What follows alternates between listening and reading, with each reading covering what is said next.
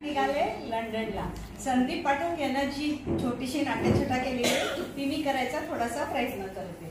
तर एका खेडेगावामध्ये काशीनाथ नावाचा एक मुलगा असतो आणि तो लंडनला शिकायला जातो आणि तिथे एका मुलीबरोबर त्याचं लफडं होतं, अफेअर होतं आणि तिचे वडील मिस्टर जॉनराव ते आता खेडेगावामध्ये येणार असतात आणि मग ते आल्यानंतर गावातल्या सगळ्या लोकांची आता काय काम करायचं, कशी तयारी करायची, आता कशी लगबग काय, बायका अगोबाई काय काय करायला पाहिजे हे सगळं चालू होतं.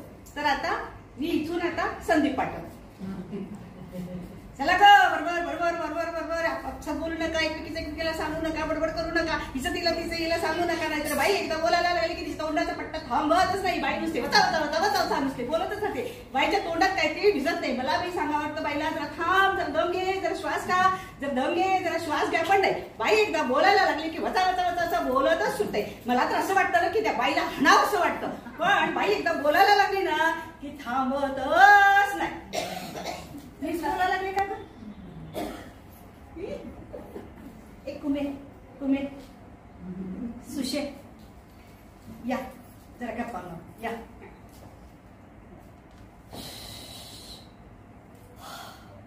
बाई ते पाहुणे येणार म्हटल्यापासून माझ्या अंगातलं त्राणच गेलं. माझ्या छातीमध्ये नुसतं धोड धोड धोड. कसं होईल काय होईल, कसं होईल काय होईल. बाई तुझ्या तर छातीमध्ये धडधड, माझ्या तर छातीमध्ये नुसतं बोलू नका का सर उगीच रात्र थोडी मी सोंग फार. ए सुशे एक काम कर, हे बघ त्या सगळ्या पोट्ट्यांना गोळा कर आणि मोटर लावा, पाईप लावा, ते गाड्या धुते तसं त्या सगळ्या पोट्ट्यांना धुवून काढा. हे घाण राहतेत ग. आणि पाहुणे आले की त्यांच्या समोर येते आणि नाकाला पाप्या घेऊन येते आणि आईच्या कमरेला टिकत येते आणि आईकडे बघून आई भूक, आई भूक. पाहुण्यांना वाटायला पाहिजे काय हा दुष्काळात ना आलेत का काय, ना काय खायला देत नाहीत काय नाही. बाई त्या पोट्ट्यांना सगळ्यांना गोळा करा, त्यांना चांगलं धुवून काढा, चांगलं लखलखीत कलर केल्यासारखी दिसली पाहिजे पोरं. त्यांच्या खिशात रुमाल द्या, समजलं का. वंश ऐका ना वंश, काय सांगते मी. बघा ते पाहुणे येणार आहे जॉनराव, जरा स्वयंपाकघरात जाऊन तिकडची काय तयारी ती सगळी आम्ही बघून घेतो. तुम्ही जरा तिकडे जावा हॉलवर, काय तिकडे तयारी करायची, बैठकीची सोय जरा तुम्ही बघून घ्या. बघितलं का वंश.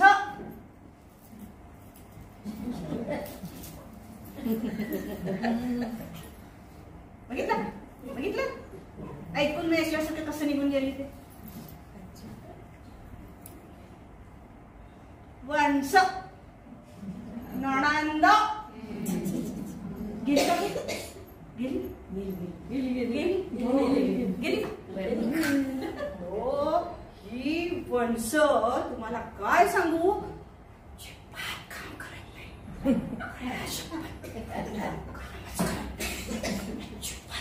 नुसतं या खोलीतून त्या खोलीत, त्या खोलीतून त्या खोलीत नुसते गुरु गुरु गुरु फिरत राहते आणि असं दाखवते किती कापाचा डोंगर उचलायला लागले. आणि काय सांगू तुम्हाला, सांगता कुणाला आणि विचारता कुणाला. तुम्ही लय हसायला लागले हो. तुमच्या नंदेचं आणि माझ्या नंदेचं मी सारखंच आहे. हिची नंदी ना सांगता कुणाला आणि विचारता कुणाला. नंदेला सांगायला जावं तर बाई हिला कट्टाळी मी. रोज मी परमेश्वराकडे प्रार्थना करते, उचल रे बाबा हिला, उचल जाऊन बसलाय कुणाला माहिती.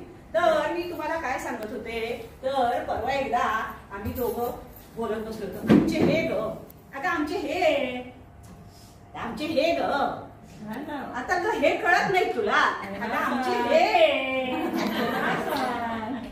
7 जन्म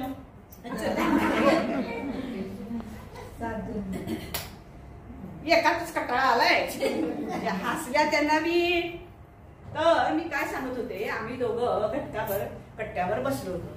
तर मी ह्यांना काय म्हटलं, तुमच्या बहिणीला तुम्ही का काही सांगत नाही. जरा काहीतरी भांड पडलेलं असलं स्वयंपाकाला, जरा खरकट असलं जरा उचलावं, जरा विसरून ठेवावं, जरा कुठं काळी पडली उचलावी ठेवावी. माझ्यावर एकदम वास्कनवर आले. किती बोलले माझं नशीबच फुटकं. जिथं हात घालायला जावं तिथं भोकच निघतात. आणि तरी मी माझ्या बाबाला सांगत होते, बाबा मला ह्या घरात देऊ नको, ह्या घरात देऊ नको. तर बाबा म्हणतोय, अगो हा नव्या मुंबईचा जावई, हा नव्या मुंबईचा जावई, बडा ग मी पोकळ मासा आणि हवा जाते बसा बसा. आली का बघ, आली घाबरते का काय तिला? आली तर सांग. कसं माहितीये का, जरा काय झालं सगळं चांगलेपणा आपल्याकडे घ्यायचं. काही चांगलं झालं माझ्यामुळं, काही चांगलं झालं माझ्यामुळं. तर तुम्हाला सांगते, परवा आपल्या महाराष्ट्राला 2 उपमुख्यमंत्री आले माझ्यामुळं. आता शेतात टरावून हरभरावर आला माझ्यामुळं, शेतात टरावून हरभरावर. आता परवा आमच्या प्रमोद भाऊजी पहिल्या नंबरात पास झाले माझ्यामुळं.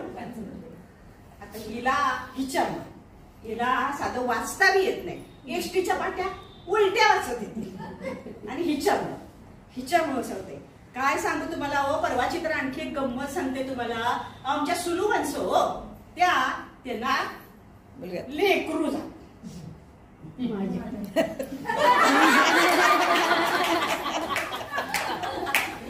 आता काय अशा गमती जमती तुम्हाला सांगू काय, तर ह्या अशा नंदेला बघितल्यावर मला असं वाटतं ना की आली ना की संदेशी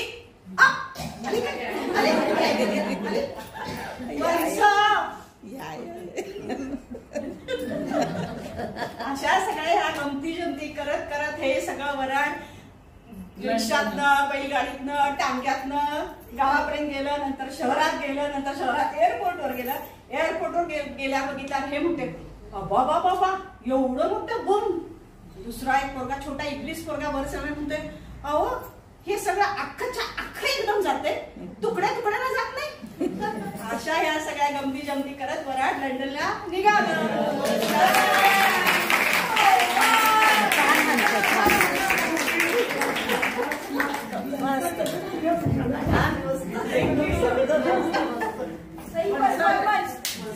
धमाकेदार परफॉर्मन्स श्रीमंती